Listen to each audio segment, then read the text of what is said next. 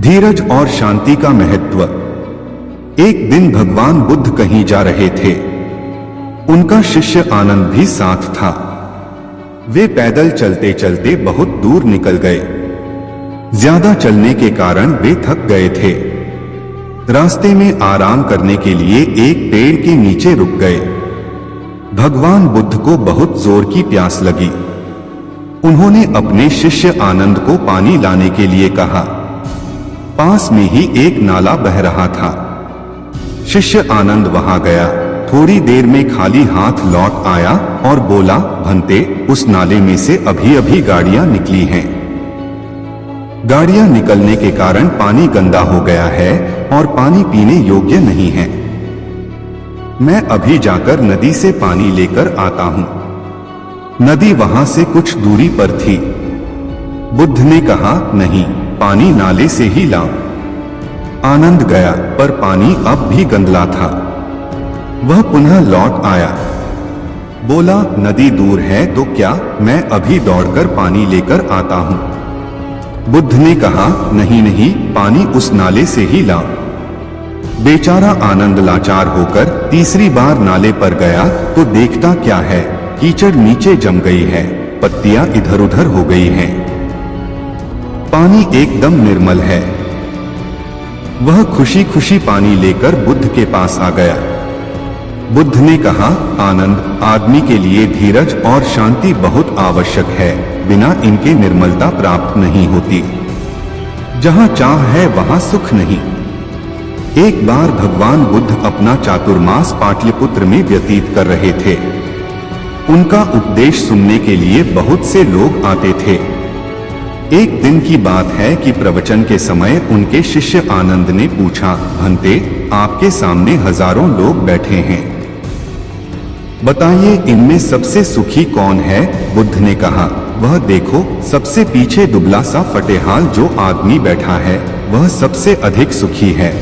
यह सुनकर आनंद की समस्या का समाधान नहीं हुआ। उसने कहा, यह कैसे हो सकता है। बुद्ध बोले, अच्छा, अभी बताता हूं। उन्होंने बारी बारी से सामने बैठे लोगों से पूछा, तुम्हें क्या चाहिए। किसी ने धन मांगा, किसी ने संतान, किसी ने बीमारी से मुक्ति मांगी, किसी ने अपने दुश्मन पर विजय मांगी, किसी ने मुकदमे में जीत की प्रार्थना की। एक भी व्यक्ति ऐसा नहीं निकला जिसने कुछ न मांगा हो। अंत में उस फटेहाल आदमी की बारी आई। बुद्ध ने पूछा, कहो भाई, तुम्हें क्या चाहिए। उस व्यक्ति ने कहा, कुछ भी नहीं। अगर भगवान को कुछ देना ही है तो बस इतना कर दें कि मेरे अंदर कभी नई चाह ही पैदा न हो। मैं ऐसे ही अपने को बड़ा सुखी मानता हूं। तब बुद्ध ने कहा, आनंद, जहां चाह है वहां सुख नहीं हो सकता। बुराई की जड़। किसी नगर में एक व्यक्ति रहता था। उसके आंगन में एक पौधा उग आया। कुछ दिनों बाद वह पौधा बड़ा हो गया और उस पर फल लगे। एक दिन एक फल पककर नीचे गिरा। उसे एक कुत्ते ने मुंह में दबा लिया। देखते देखते कुत्ते के प्राण निकल गए। आदमी ने सोचा, होगी कोई बात। उसका ध्यान फल की ओर नहीं गया। कुछ समय बाद पड़ोसी का लड़का आया। बढ़िया फल देखकर उसका मन ललचाया। उसने एक फल तोड़ा और जैसे ही दांत से काटा कि वह बेजान होकर गिर पड़ा। अब वह व्यक्ति समझ गया कि यह विषवृक्ष है। उसे बड़ा गुस्सा आया। उसने कुल्हाड़ी ली और वृक्ष के सारे फल काट काट कर गिरा दिए। लेकिन थोड़े दिन बाद फिर फल उग आए और इस बार पहले से भी बड़े बड़े फल लगे। उसने फिर कुल्हाड़ी उठाई और एक एक शाखा को काट डाला। न रहेगा बांस, न बजेगी बांसुरी। उसने चैन की सांस ली। परंतु कुछ ही दिन बाद सारा पेड़ फिर लहलहा उठा और फलों से लग गया। आदमी ने सिर पकड़ लिया। अब वह क्या करे। वह व्यक्ति बुद्ध की शरण में गया और सारा हाल कह सुनाया। सारा हाल सुनकर बुद्ध ने कहा, तुम बड़े भोले हो। तुमने फल तोड़े, शाखाएं काटी, पर यह नहीं सोचा कि जब तक जड़ रहेगी, पेड़ रहेगा, तब तक फल आते रहेंगे। तुम चाहते हो कि इस बला से छुटकारा मिले तो इसकी जड़ को काटो। उस व्यक्ति को बोध हुआ। तब उसने समझा कि बुराई की ऊपरी काट छांट से वह नहीं मिट, तो उसकी जड़ काटनी चाहिए। उसने कुल्हाड़ी लेकर पेड़ की जड़ को काट दिया और हमेशा के लिए चिंता से मुक्त हो गया। सुख और शांति। 10,000 साल पहले की घटना है। युद्ध एक गांव में ठहरे हुए थे। एक व्यक्ति उनके पास आया और बोला, भंते, तुम 30 साल से लोगों को शांति, सत्य और मोक्ष की बात समझा रहे हो, लेकिन कितने लोग हैं जिन्हें मोक्ष प्राप्त हो गया? बुद्ध उसकी बात सुनकर बोले, तुम आकर मिलो, तब तुम्हारी बात का जवाब दूंगा, लेकिन एक काम करना। क्या? उस व्यक्ति ने पूछा। बुद्ध ने कहा, सारे गांव का चक्कर लगाकर लोगों से लिखवा लाना कि कौन कौन शांति चाहते हैं, कौन सत्य और कौन मोक्ष। आपने यह अच्छा कहा भंते। वह आदमी चकित होकर बोला, कौन होगा ऐसा अभागा जो इन चीजों को नहीं चाहेगा? बुद्ध ने कहा, तुम एक बार पता तो लगाओ कि कौन आदमी किस चीज की कामना करता है। उस व्यक्ति ने घंटों गांव में चक्कर लगाया, लेकिन एक भी आदमी ऐसा नहीं मिला जो शांति, सत्य और मोक्ष चाहता हो। किसी ने कहा, मुझे रोगों से छुटकारा चाहिए, किसी ने कहा, मुझे संतान चाहिए, किसी ने कहा, मुझे नौकरी चाहिए, किसी ने कहा, मुझे लंबी उम्र चाहिए। वह व्यक्ति हैरान रह गया। फिर बुद्ध के पास लौट आया। बोला, यह तो बड़ा अजीब गांव है महाराज।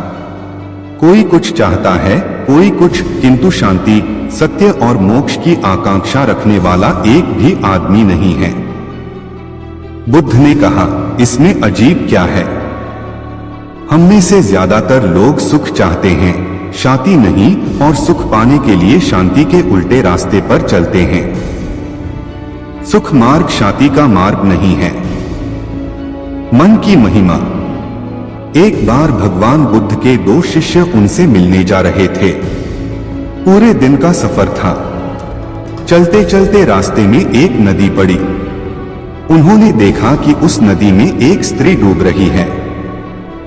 बौद्ध भिक्षुओं के लिए स्त्री का स्पर्श वर्जित माना जाता है। ऐसी दशा में क्या हो? उन दोनों भिक्षुओं में से एक ने कहा, हमें धर्म की मर्यादा का पालन करना चाहिए।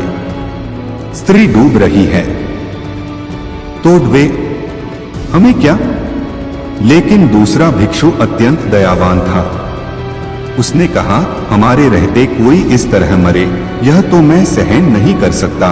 इतना कहकर वह पानी में कूद पड़ा और डूबती स्त्री को पकड़ लिया। कुछ समय पश्चात कंधे का सहारा देकर किनारे पर ले आया। दूसरे भिक्षु ने उसकी बड़ी भर्त्सना की। रास्ते भर वह कहता रहा कि मैं जाकर तथागत से कहूंगा कि आज तुमने मर्यादा का उल्लंघन करके कितना बड़ा पाप किया है। दोनों बुद्ध के सामने पहुंचे तो दूसरे भिक्षु ने एक सांस में सारी बात कह सुनाई। भंते, मैंने इसको बहुत रोका, पर यह माना ही नहीं। बड़ा भयंकर पाप किया है इसने। बुद्ध ने उसकी बात बड़े ध्यान से सुनी, फिर पूछा, इस भिक्षु द्वारा उस स्त्री को कंधे पर बाहर लाने में कितना समय लगा होगा? कम से कम 15 मिनट तो लग ही गए होंगे। अच्छा, बुद्ध ने पूछा, इस घटना के बाद यहाँ आने में तुम लोगों को कितना समय लगा? भिक्षु ने हिसाब लगाकर उत्तर दिया, यही कोई 6 घंटे। बुद्ध ने कहा, भले आदमी, इस बेचारे ने तो स्त्री को 15 मिनट ही अपने कंधे पर रखा, लेकिन तू तो उसे 6 घंटे से अपने मन में बिठाए हुए है। बोल, दोनों में बड़ा पापी कौन है? बेचारा भिक्षु निरुत्तर हो गया। वह समझ गया कि मन की बड़ी महिमा है। क्रोध सबसे बड़ा शत्रु। एक भगवान बुद्ध क्रोध को व्यक्ति का सबसे बड़ा शत्रु मानते थे। इसी विषय पर भगवान बुद्ध ने अपने शिष्यों को उपदेश देते हुए एक उदाहरण प्रस्तुत किया। एक पंडित जी महाराज क्रोध न करने पर उपदेश दे रहे थे। कह रहे थे, क्रोध आदमी का सबसे बड़ा दुश्मन है, उससे आदमी की बुद्धि नष्ट हो जाती है। जिस आदमी में बुद्धि नहीं रहती वह पशु बन जाता है। लोग बड़ी श्रद्धा से पंडित जी का उपदेश सुन रहे थे। पंडित जी ने आगे कहा, क्रोध चांडाल होता है, उससे हमेशा बचकर रहो। भीड़ में एक और एक जमादार बैठा था, जिसे पंडित जी प्रायः सड़क पर झाड़ू लगाते हुए देखा करते थे। अपना उपदेश समाप्त करके जब पंडित जी जाने लगे तो जमादार भी हाथ जोड़कर खड़ा हो गया। लोगों की भक्ति भावना से फूले हुए पंडित भीड़ के बीच में से आगे बढ़ रहे थे। इतने में पीछे से भीड़ का रेला आया और पंडित जी गिरते गिरते बचे। इस धक्के में वे गए। फिर क्या था, उनका पारा चढ़ गया। बोले, दुष्ट, तू ये 69/167 मरा। मैं भोजन करने जा रहा था, तूने छूकर मुझे गंदा कर दिया, अब मुझ स्नान करना पड़ेगा। उन्होंने जमादार को जी भरकर गालियां दी। असल में उनको बड़े जोर की भूख लगी थी और वे जल्दी जल्दी यजमान के घर पहुंचना चाहते थे। पास हो में गंगा नदी थी। लाचार होकर पंडित जी उस ओर तेजी से लपके। तभी देखते हैं कि जमादार उनसे आगे आगे चला जा रहा है। पंडित जी ने कड़क कर पूछा, क्यों रे जमादार के बच्चे, तू कहां जा रहा है? जमादार ने जवाब दिया, नदी में नहाने। अभी आपने कहा था न कि क्रोध चांडाल होता है। मैं उस चांडाल को छू गया, इसलिए मुझे नहाना पड़ेगा। पंडित जी को जैसे कांट मार गया। वे आगे एक भी शब्द न कह सके और जमादार का मुंह ताकते रह गए। भगवान बुद्ध की कथा सुनकर शिष्य अपनी हंसी न रोक सके और सभी खिलखिलाकर हंस दिए। बुराई की जड़। किसी सी नगर में एक व्यक्ति रहता था। उसके आंगन में एक पौधा उग आया। कुछ दिनों बाद वह पौधा बड़ा हो गया और उस पर फल लगे। एक दिन एक फल पककर नीचे गिरा। उसे एक कुत्ते ने मुंह में दबा लिया। देखते देखते कुत्ते के प्राण निकल गए। आदमी ने सोचा, होगी कोई बात। उसका ध्यान फल की ओर नहीं गया। कुछ समय बाद पड़ोसी का लड़का आया। बढ़िया फल देखकर उसका मन ललचाया। उसने एक फल तोड़ा और जैसे ही दांत से काटा कि वह बेजान होकर गिर पड़ा। अब वह व्यक्ति समझ गया कि यह विषवृक्ष है। उसे बड़ा गुस्सा आया। उसने कुल्हाड़ी ली और वृक्ष के सारे फल काट काट कर गिरा दिए। लेकिन थोड़े दिन बाद फिर फल उग आए और इस बार पहले से भी बड़े बड़े फल लगे। उसने फिर कुल्हाड़ी उठाई और एक एक शाखा को काट डाला। न रहेगा बांस न बजेगी बांसुरी। उसने चैन की सांस ली। परंतु कुछ ही दिन बाद सारा पेड़ फिर लहलहा उठा और फलों से लद गया। आदमी ने सिर पकड़ लिया। अब वह क्या करे?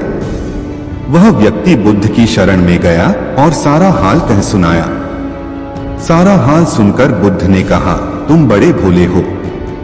तुमने फल तोड़े, शाखाएं काटी, पर यह नहीं सोचा कि जब तक जड़ रहेगी, पेड़ रहेगा, तब तक फल आते रहेंगे। तुम चाहते हो कि इस बला से छुटकारा मिले तो इसकी जड़ को काटो। उस व्यक्ति को बोध हुआ। तब उसने समझा कि बुराई की ऊपरी काट छांट से वह नहीं मिटती, उसकी जड़ काटनी चाहिए। उसने कुल्हाड़ी लेकर पेड़ की जड़ को काट दिया और हमेशा के लिए चिंता से मुक्त हो गया। प्रेम का अमोघ अस्त्र। कौशल देश में एक बड़ा ही बंधार डाकू रहता था। उसका नाम था अंगुलिमाल। लोगों को मार मार कर उनकी अंगुलियों की माला उसने अपने गले में डाल रखी थी, इसलिए उसका नाम अंगुलिमाल पड़ा। उन दिनों कौशल में राजा प्रसेनजित राज करता था। अंगुलिमाल के आतंक से वह बेहद परेशान था। उसे पकड़ने के लिए उसने अपनी पूरी सेना तैनात कर रखी थी, अस्त्र शस्त्रों का उपयोग किया, लेकिन अंगुलिमाल उनके हाथ नहीं आया। एक बार राजा प्रसेनजित 500 सैनिकों को लेकर अंगुलिमाल को पकड़ने के लिए इधर उधर दौड़ धूप कर रहा था। उसे पता चला कि भगवान बुद्ध वहां विहार कर रहे हैं। वह उनके पास गया। उसके चेहरे पर हवाइयां उड़ रही थीं। बुद्ध ने कहा, क्या बात है, इतने परेशान क्यों दिखाई दे रहे हो? क्या किसी राजा ने तुम पर आक्रमण कर दिया है?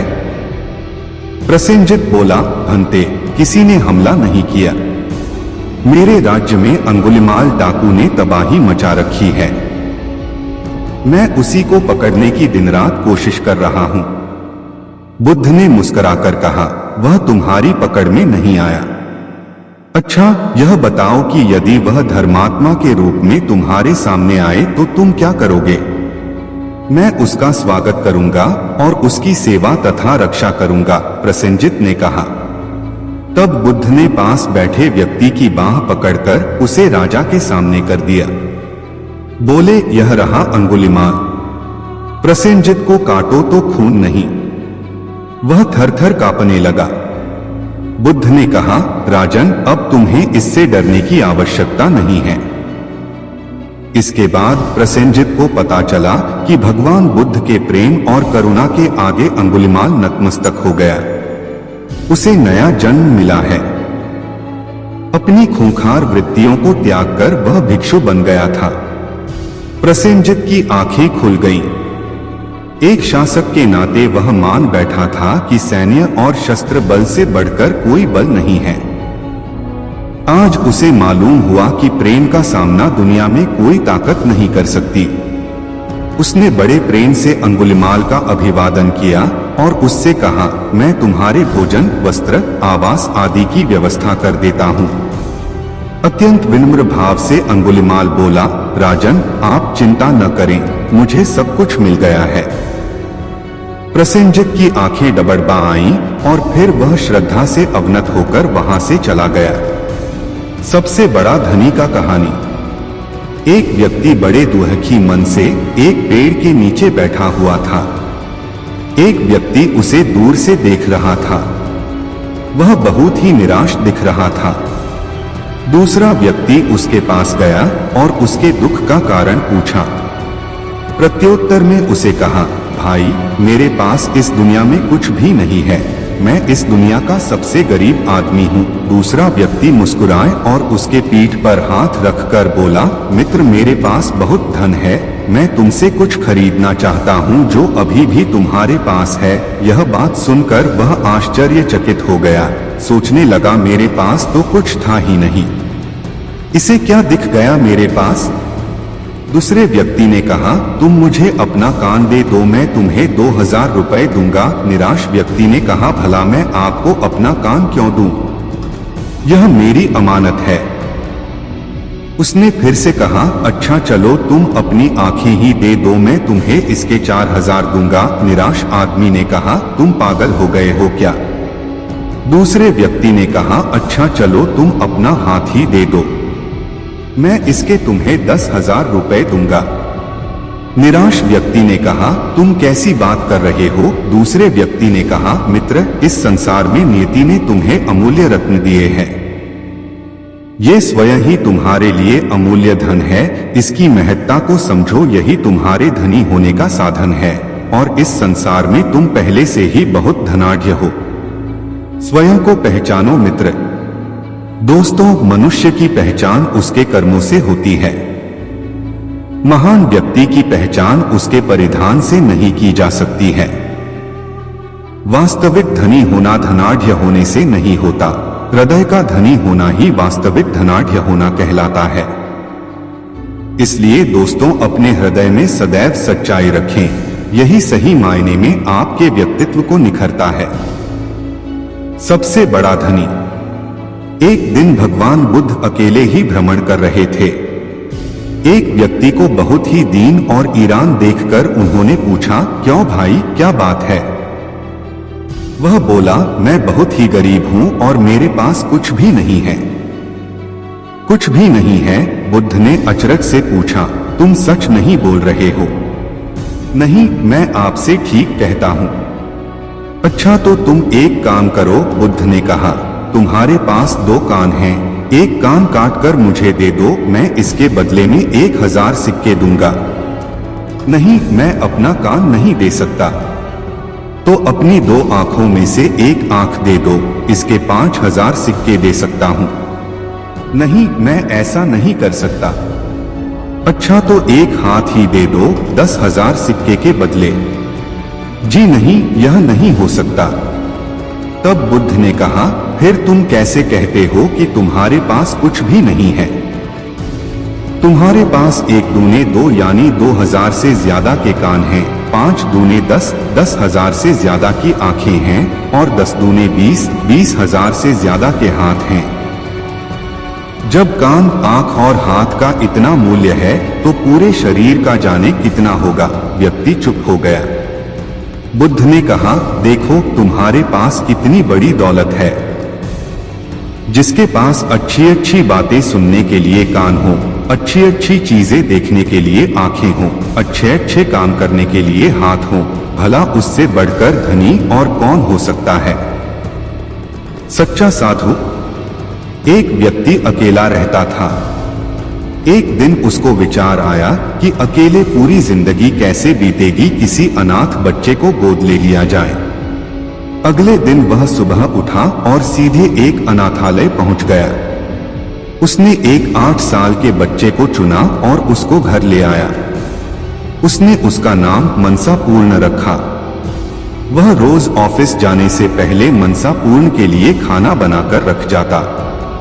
मनसापूर्ण बिल्कुल शांत, कम बोलने वाला था और एकांत में बैठा रहता था। इस व्यक्ति को उसके साथ रहकर कुछ आध्यात्मिक अनुभव होने लगे। कभी कोई झरना गिरने की आवाज सुनाई देती तो कभी कोई बिजली कड़कने की चमचमाहट। यह शुरू में तो डरने लगा, मगर जब मनसापूर्ण को देखता कि वह शांत है, जैसे कुछ हुआ ही नहीं, तो यह भी चुप हो जाता। एक दिन शाम को जब यह ऑफिस से घर आया तो इसने देखा कि मनसापूर्ण घर पर नहीं है। इसने सारे घर में देखा, घर के बाहर चारों तरफ देखा, आवाजें लगाई, मगर मनसापूर्ण कहीं नहीं मिला। यह परेशान हो गया और उस रात बिना खाए पिए ही सो गया। अगले दिन ऑफिस चला गया, मगर वहां मन नहीं लगा। किसी तरह शाम को घर पहुंचा, यह आश लिए कि शायद मनसापूर्ण आ गया होगा, मगर निराशा ही हाथ लगी। 1 हफ्ता बीत गया, मनसापूर्ण नहीं आया। 3 महीने बीत चुके थे। यह उदास हो चुका था कि शायद इसकी जिंदगी में अकेलापन ही है। तभी रात में किसी ने दरवाजा खटखटाया। यह उत्सुकतावश दरवाजे पर लपका और देखा कि एक साधु मनसापूर्ण को साथ लेकर आए थे। उसने दोनों को अंदर बुलाया। साधु का आदर सत्कार कर दोनों को भोजन कराया। तब साधु ने कहा कि यह जो तुम बच्चा लाए थे, यह एक सिद्ध पुरुष है। जब हमें अंतर्दृष्टि से यह अनुभव हुआ, तब तक आप इनको यहाँ ला चुके थे।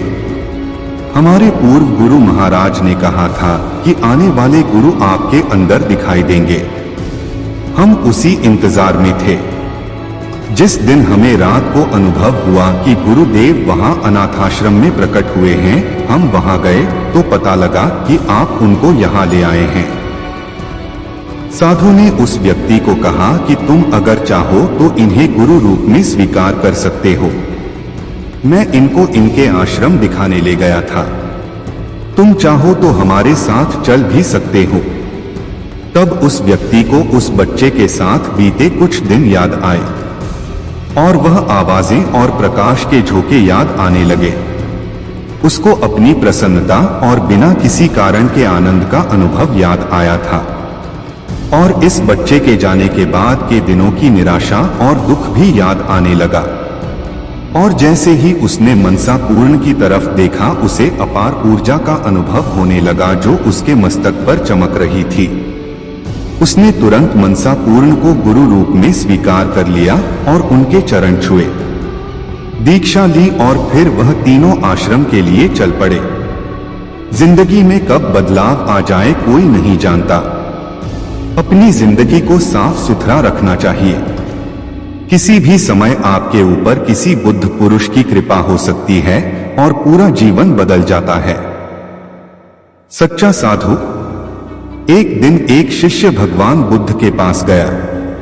प्रणाम निवेदन करके बोला, भंते, मैं देश में घूमना चाहता हूँ। आपके आशीर्वाद का अभिलाषी। बुद्ध ने कहा, देश में अच्छे व बुरे दोनों प्रकार के लोग हैं। बुरे लोग तुम्हारी निंदा करेंगे और गालियां देंगे, तुम्हें कैसा लगेगा?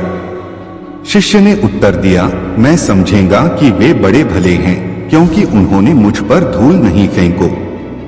बुद्ध ने कहा, यदि कुछ लोगों ने धूल भी फेंक दी और थप्पड़ भी मार दिया तो? शिष्य ने कहा, मैं उन्हें भी भला ही मानूंगा, क्योंकि उन्होंने थप्पड़ ही तो मारा, डंडा तो नहीं मारा। यदि कोई डंडा मार दे तो भी मैं उसे बुरा नहीं मानूंगा, क्योंकि उसने हथियार से तो नहीं मारा, शिष्य ने जवाब दिया। बुद्ध ने आगे कहा, देश में डाकू मिल सकते हैं, हो सकता है जो हथियारों से तुम्हारी खबर ले।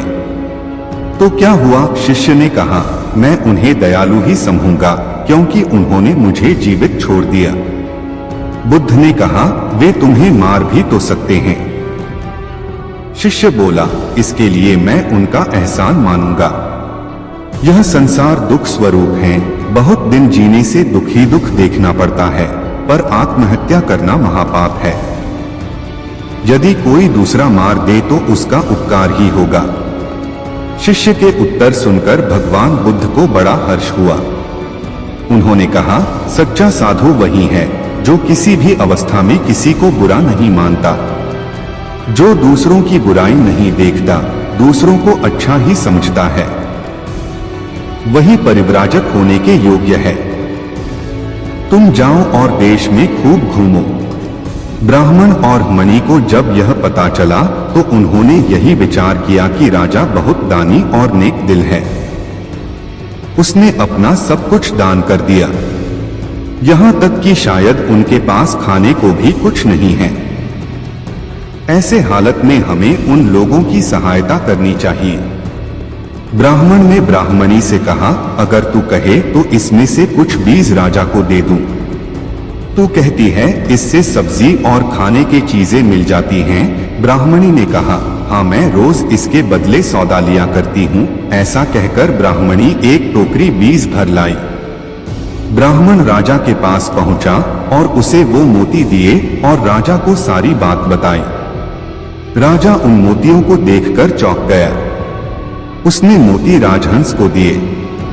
राजहंस उन्हें चुगने लगे। यह देख राजा ने ब्राह्मण से कहा, एक एक मोती सैकड़ों रुपए का है। सच बताएं, आपके पास इतने मोती कहां से आए? ब्राह्मण बोला, महाराज, ऐसे बीज तो हमारे घर पर बहुत हैं। और राजा को पूरी बात बताई। राजा अपने मंत्रियों के साथ ब्राह्मण के घर पहुंचे और उन चारों पेड़ों को देखा। पूछताछ में उन सिक्कों वाली बात सामने आ गई। जब पेड़ों को देखा तो उनकी जड़ के पास वही सिक्के चिपके हुए थे। आज ब्राह्मण ब्राह्मणी को मालूम हुआ कि उनके पास लाखों करोड़ों की दौलत है, जिसे वो साधारण बीज समझते थे। ब्राह्मण ने सोचा कि मेरे लिए यह धन किस काम का। ऐसा सोच ब्राह्मण ने सारे मोती राजा को दान में दे दिए। राजा की आंखें भी खुल गई।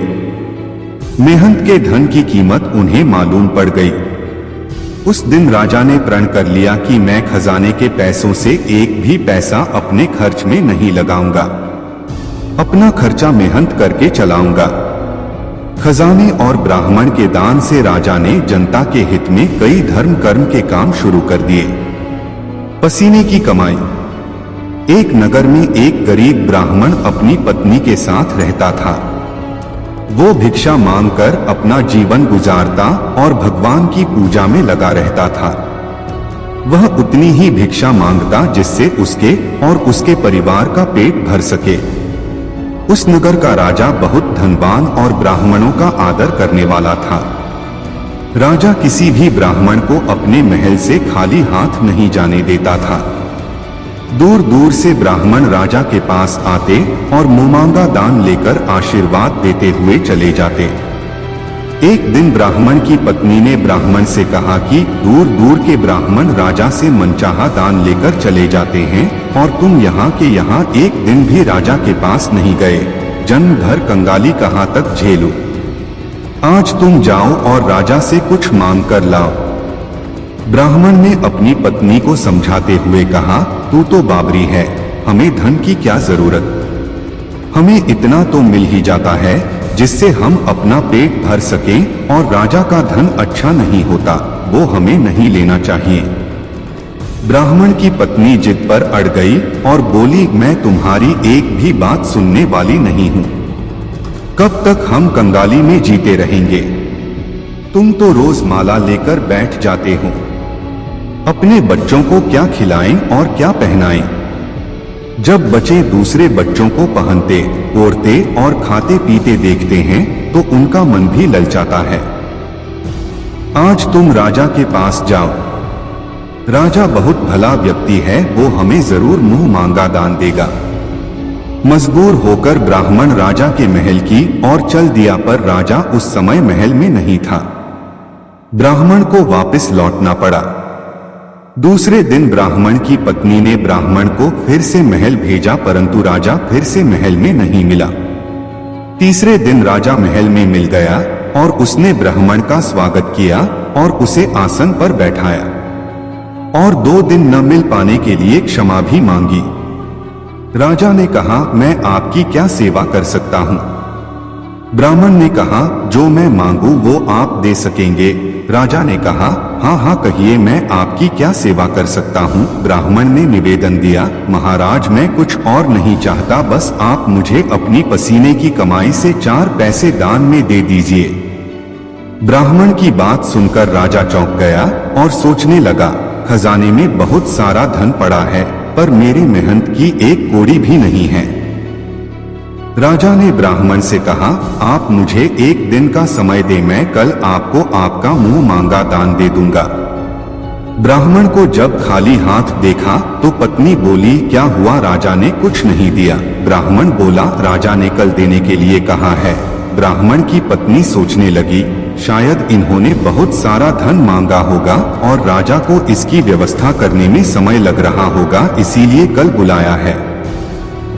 दूसरी ओर राजा ने अपने राजसी कपड़े बदलकर फटे पुराने कपड़े पहने और मजदूर जैसा भेष बना लिया। जब राजा की पत्नी ने देखा और कारण पूछा तो राजा ने सब कुछ बताया। रानी बोली, मैं भी आपके साथ चलूंगी। राजा के हाँ कहने पर रानी भी पुरानी साड़ी पहनकर आ गई। इस प्रकार राजा रानी मजदूरी की तलाश में शहर निकले। लुहारों के मोहल्ले में जाकर राजा ने आवाज लगाई, किसी को मजदूर चाहिए, मजदूर। आखिर एक लुहार ने उन्हें बुला लिया जो पहिए पर हाल चढ़ाने की तैयारी कर रहा था। उसने राजा से कहा, देखो तुम्हें पहले खलात धौंकनी पड़ेगी और जब आग आ जाए उसके बाद घन पीटना होगा। फिर रानी की ओर देखकर कहा, तुम्हें कुएं से पानी लेकर होदी भरनी पड़ेगी और कोयले वाले घर से कोयला लेकर भट्टी में डालना होगा। तुम दोनों को दिन भर में 2-2 आने मिलेंगे। अगर काम पसंद हो तो बोलो, नहीं तो अपना रास्ता नापो। राजा रानी लुहार के बताए काम को करने लगे। राजा खलात धौंकने लगा पर उससे काम ठीक से नहीं हो पा रहा था। लौहार नाराज होकर राजा को ठीक से काम करने के लिए कहता। राजा जैसे तैसे अपना काम करने लगा। रानी भी कुएं से पानी भरकर लाने लगी। रानी के हाथ में फफोले पड़ गए। किसी तरह बड़ी कठिनाइयों से उसने पानी का हौज भरा। उसके बाद रानी कोयला लाकर भट्टी में डालने लगी। कोयल भरने से रानी के गोर हाथ और कपड़े काले हो गए। भट्टी में आग आने पर लुहार ने पांत भट्टी में से निकालकर पहिए पर जमाई और एक धन अपने हाथ में लेकर और एक राजा के हाथ में देकर कहा, देखो बारी बारी से धन इस पर पटकना। हाथ इधर उधर न होने पाए। राजा जोर जोर से धन पटकने लगा, लेकिन उसका निशाना ठीक नहीं बैठना था। कभी धन हाल पर गिरता तो कभी पहिए पर। मजदूरों का यह हाल देखकर लुहारिन बड़बड़ाती हुई आई और लुहार से कहने लगी, तुमने कहां से यह नौसिखिए मजदूर काम पर लगाए हैं? इनसे काम नहीं होगा। यह सस्ते मजदूर तुम्हारा सब काम बिगाड़ देंगे। राजा रानी उन दोनों की फटकार सुनने सुनने अपना काम मन लगाकर करते रहे। घन पटकते पटकते राजा का शरीर पसीने से तर हो गया और जोर जोर से सांस चलने लगी।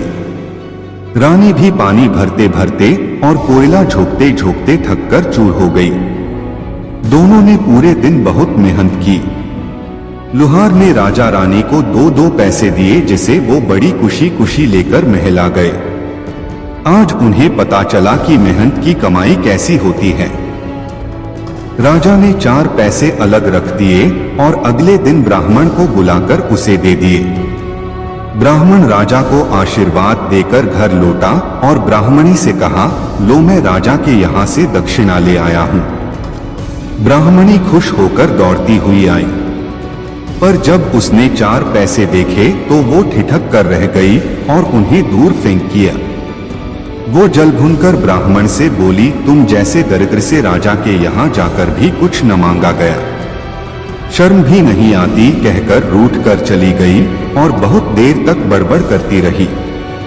ब्राह्मण ने उन 4 पैसों का उठाकर तुलसी घर के पास रख दिए और सोचा जब ब्राह्मणी शांत हो जाएगी तो जरूरत पड़ने पर उठा लेगी।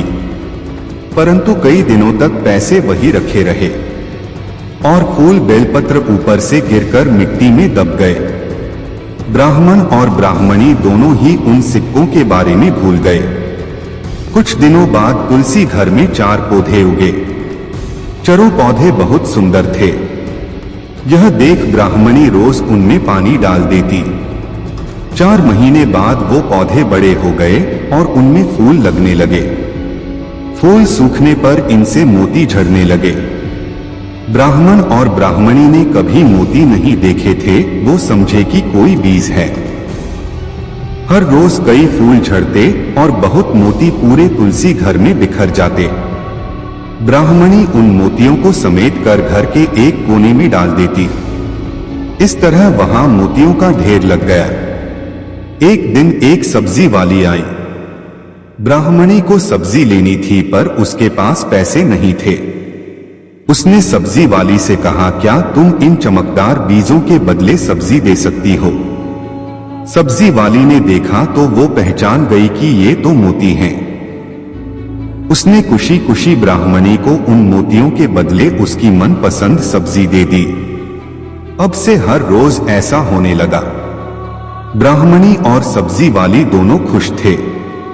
सब्जी वाली यह सोचकर खुश थी कि मुझे 1 पैसे की तरकारी के बदले हजारों का माल मिलता है, और ब्राह्मणी यह सोचकर खुश थी कि इस बीजों के बदले सब्जी मिल जाती है। इस प्रकार कई महीने बीत गए। उधर राजमहल में कई राजहंस थे जो मोती चुगते थे। राजा का यह नियम था, जब राजहंस मोती चुग लेते थे उसके बाद ही राजा और उसका परिवार भोजन करता था। एक समय बाद राजा का सारा धन उन मोतियों और दान देने में खर्च हो गया। अब राजा को मोती खरीदने के पैसे तक नहीं बचे। यह खबर पूरे नगर में फैल गई। एक दिन जमींदार उसकी दुकान से गुजर रहे होते हैं। वह रमेश की दुकान पर जाते हैं और कहते हैं, क्यों रमेश, तुमने यह धंधा कब से शुरू किया? रमेश बोलता है, बस कुछ दिनों से ही मालिक। जमींदार रमेश की आचार को चखते हैं। उन्हें आचार काफी पसंद आता है और कहते हैं, रमेश क्या तुम मेरे लिए 60 किलो आचार बना दोगे? रमेश हाँ में जवाब देता है। यह बात रमेश अपनी पत्नी को बताता है और उसकी पत्नी खुश होकर आचार को बनाने बैठ जाती है। कुछ ही दिनों में आचार बनकर तैयार हो जाता है। रमेश की पत्नी बोलती है कि कहीं फिर से हमारे घर में चोरी ना हो जाए, हमें कुछ सोचना चाहिए। रमेश कुछ देर सोचता है और कहता है, तुम चिंता ना करो, इसके लिए मेरे पास एक उपाय है। वह आचार को मटके में रख देता है और एक मटके में मिर्च भरकर दरवाजे के ऊपर रख देता है। इस बार फिर चोर उसके घर में चोरी करने आते हैं। चोर घर में घुसते ही दर्द से चिल्लाने लगते हैं, क्योंकि उनकी आंख में मिर्ची जल रही थी। तभी वहां रमेश और उसकी पत्नी पहुंचते हैं। रमेश पूछता है, तुम हमारे घर में चोरी क्यों कर रहे हो? बहुत डांट फटकार के बाद वह चोर बोलते हैं, हम तुम्हारे घर में चोरी किसी के कहने पर कर रहे हैं। रमेश पूछता है, वह कौन है? चोर दर्द के कारण रमेश से कहते हैं, वह आदमी जमींदार का आदमी है, उसी ने तुम्हारे घर में चोरी करने के लिए कहा। अगली सुबह रमेश जमींदार के घर पहुंच जाता है। वह सारी बात जमींदार को बताता है। जमींदार अपने आदमी को बुलाते हैं। आदमी अपनी गलती की माफी मांगने लगता है। जमींदार कहते हैं, माफी हमसे नहीं रमेश से मांगो। रमेश कहता है, मैं माफ नहीं करूंगा। तुम जैसे आदमी तो पुलिस के हवाले कर देना चाहिए। और वह ऐसा ही करता है। कुछ देर बाद आचार का सारा डिब्बा जमींदार के घर पहुंचा दिया जाता है। जमींदार बहुत खुश होते हैं रमेश की ईमानदारी पर। वह रमेश को आचार के बदले काफी अच्छे पैसे देते हैं। रमेश उनको धन्यवाद करता है और वह अपने घर चला जाता है। अब रमेश को अपनी फसल के अच्छे दाम मिल रहे थे और उसके पास अब अच्छा कारोबार भी था। अब वह अपने जीवन को खुशी खुशी जी रहा था। पसीने की कमाई। एक दिन बुद्ध भ्रमण करते हुए एक गांव में जा पहुंचे। उनका नाम सुनकर एक सेठ उनके पास आया। महात्मा बुद्ध के लिए तरह तरह के स्वादिष्ट भोजन का थाल लाया था। बुद्ध ने थाल की ओर देखा और खाना खाने से इनकार कर दिया। इतने में एक लुहार वहां आया। वह जौ की 2 रूखी रोटियां लाया था। बुद्ध ने वे रोटियां ले ली और बड़े आनंद के साथ खाने लगे। सेठ ने आश्चर्य से बुद्ध की ओर देखा। उसे बड़ा बुरा लगा। कहां वह, कहां लुहार, कहां उसका लाया भोजन और कहां लुहार की 2 मोटी मोटी रोटियां। जब बुद्ध भोजन कर रहे थे तो सेठ से न रहा गया। उसने कहा, महाराज, यह कहाँ का न्याय है कि मैं पहले खाना लाया और इतना बढ़िया लाया, पर आपने उसे लेने से इनकार कर दिया और इस लुहार की रूखी रोटियों को प्रेम से खा रहे हैं। बुद्ध थोड़ा रुके, फिर बोले, इस लुहार की कमाई अपनी मेहनत की कमाई है, पवित्र कमाई है, जबकि तेरी कमाई तेरे पसीने की नहीं है, उसे पवित्र नहीं कहा जा सकता। सेठ ने कहा, नहीं जी, ऐसा नहीं है। बुद्ध ने कहा, तो स्वयं ही देख लो। इतना सुनकर बुद्ध ने लुहार की लाई रोटी को एक हाथ में और सेठ के मालपुए को दूसरे हाथ के बीच रखकर निचोड़ा तो लुहार द्वारा लाई गई रोटी को निचोड़ने पर दूध की धार निकली और सेठ द्वारा लाए गए मालपुए को निचोड़ने पर रक्त निकला। सेठ को काटो तो खून नहीं। वह लज्जा से सिर झुकाकर अपना थाल लेकर चला गया। इसलिए कहा जाता है कि मेहनत की रोटी भी हराम के कई पकवानों से अच्छी होती है।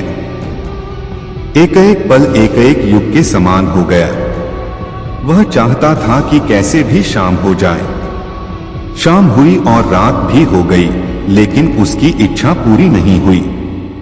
मोहरें मिलना तो दूर, हाथ में आई मोहर भी चली गई। वह सिर धुनने लगा। तभी आकाशवाणी हुई, सेठ याद रख, त्याग फलता है, लोभ छलता है। कथा सुनकर शिष्य त्याग और लोभ का मर्म जान गए। मेहनती किसान। बहुत समय पहले की बात है। रामपुरी नगरी में एक गरीब किसान रमेश और अपनी पत्नी सुनीता के साथ रहता था। उसकी फसल पूरे गांव में सबसे अच्छी होती थी। वह फसल उगाने के साथ साथ सब्जियां भी बेचा करता था। दिन भर खेत में काम करता और शाम को सब्जियां बेचता। एक दिन वह सुबह सुबह उठता है और अपने पत्नी से कहता है, सुनीता, मैं खेत में काम करने जा रहा हूं, तुम मेरे लिए खाना लाना। उसकी पत्नी कहती है, ठीक है। वह अपने खेत में काम करने के लिए चला जाता है। खेत में काम कर ही रहा था, तभी उसे 2 आदमी अपनी मेड़ पर आते हुए दिखाई देते हैं। वह उस गांव के जमींदार थे। रमेश के पास आकर जमींदार जी बोलते हैं, मैंने सुना है कि तुम पूरे गांव में सबसे अच्छी फसल उगाते हो। क्या तुम अपनी फसल मुझे बेचोगे? मैं तुम्हारी फसल को अच्छे दामों पर लूंगा। किसान रमेश बोलता है, क्यों नहीं मालिक, यह तो मेरी खुशी की बात है जो मैं अपना अनाज आपको अच्छे दाम पर बेचूं। जमींदार जी बोलते हैं, ठीक है, फसल पक जाने पर हमारे कुछ आदमी आकर तुम्हारे फसल को काटकर तुम्हारे घर पहुंचा देंगे। रमेश कहता है, ठीक है मालिक। कुछ देर बीते ही थे कि उसकी पत्नी रमेश के पास खाना लेकर आती है। रमेश खुशी से बोलता है, अभी थोड़ी देर पहले जमींदार साहब आए थे, उनको हमारी फसल चाहिए, वह हमें अपनी फसल की अच्छी कीमत देंगे। यह सुनकर सुनीता बहुत खुश होती हैं। दोनों साथ काम कर घर चले जाते हैं। रमेश अपने खेत में कड़ी मेहनत कर अच्छी फसल उगाता है। उसकी फसल सोने जैसे चमक रही थी। यह देखकर वह बहुत खुश होता है, क्योंकि इस बार उसे फसल की अच्छे दाम मिलेंगे। फसल पककर तैयार हो जाती है। रमेश हंसिया लेकर अपने खेत में जा पहुंचता है फसल काटने के लिए। तभी वहां कुछ जमींदार के आदमी आते हैं। वह भी फसल कटाई करने में उसकी मदद करते हैं। कुछ समय बाद फसल की कटाई कर अनाज निकल जाता है और अनाज की बोरी बनाकर रमेश के घर पहुंचा दिया जाता है। जमींदार के आदमी रमेश से कहता है, मालिक के आदमी आएंगे कल, वो तुम्हारी अनाज को ले जाएंगे। रमेश और सुनीता रात का भोजन करके सो जाते हैं। उनके घर में उसी रात चोर आकर उनके सारे अनाज को चुरा ले जाते हैं।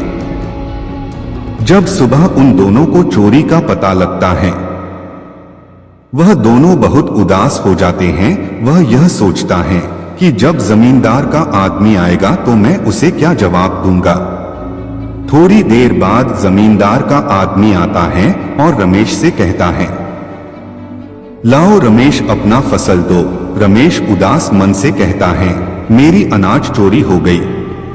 क्या तुम्हारी अनाज चोरी हो गई? तुम शीघ्र ही मलिक के पास चलो। रमेश कहता है, ठीक है। वह दोनों जमींदार के पास जाते हैं। जमींदार साहब, मेरी अनाज किसी ने रात को चोरी कर ली। जमींदार बोलता है, तुम अधिक पैसों के लालच में अपनी अनाज किसी और को तो नहीं बेच दी? रमेश कहता है, नहीं मालिक, मैं ऐसा करके इस गांव से कहां जाऊंगा। अगर मैं ऐसा करूंगा तो कभी ना कभी आपको यह बात अवश्य ही पता चलेगी। जमींदार कहते हैं, ठीक है रमेश, कोई बात नहीं, तुम मुझे अगली बार अपनी अनाज बेच देना। रमेश उदास मन से अपने घर वापस लौट जाता है। रमेश अब शाम को सब्जियां बेचने जाता। सब्जियां बेचकर वह अपने घर का खर्च चलता। रात का भोजन करते समय सुनीता बोलती हैं, सब्जियां बेचकर हमारा गुजारा नहीं हो सकता, हमें कोई और रास्ता सोचना होगा। रमेश आचार का टुकड़ा खाने के लिए उठाता है। तभी उसे एक उपाय सोचता है। वह सुनीता से कहता है, क्यों ना मैं आचार बेचने का काम शुरू करूं और तुम आचार भी अच्छा बनाती हो। सुनीता आचार बनाने में जुट जाती है और रमेश उन आचार को बाजार में बेचने जाता है। उस दिन आचार की बिक्री काफी अच्छी होती है। वह घर आकर अपनी पत्नी से कहता है, हमें आचार की मात्रा और बढ़ानी होगी, लोग तुम्हारे आचार को बेहद ही पसंद कर रहे हैं। सुनीता और अधिक आचार बनती हैं। रमेश उसे बाजार में बेचता। ऐसा करते करते वह एक आचार की दुकान खोल लेता है। अब सारे गांव के लोग उसके दुकान पर आचार खरीदने आते।